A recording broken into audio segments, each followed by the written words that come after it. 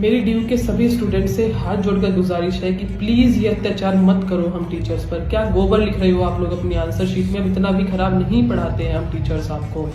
मैंने माना कि पेपर में शीट्स भरनी पड़ती हैं, एक क्वेश्चन 25 नंबर का है तो उसमें आपको 7 से 8 पेज लिखने ही पड़ेंगे, लेकिन उसका मतलब ये नहीं है कि 7-8 भरने के चक्कर में आप उसमें कुछ भी लिख दो।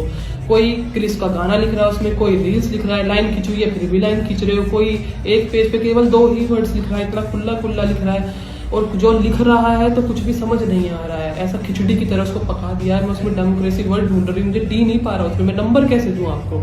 तो मेरी हाथ जोड़कर ही रिक्वेस्ट है कि आप 2 पेज कम भर लो, लेकिन वो 4-5 पेज ऐसे लिखो कि हमको कुछ समझ में आए।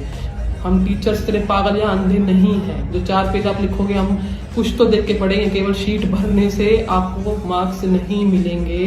तो प्लीज आप ग्रेजुएशन में हो, आप पढ़ना स्टार्ट करो और सही लिखो, कम लिखो लेकिन सही लिखो जो हमें समझ में आए।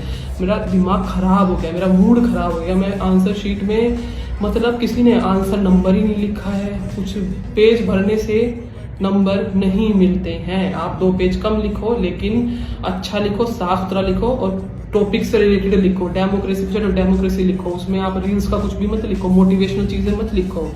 तो प्लीज बी सीरियस।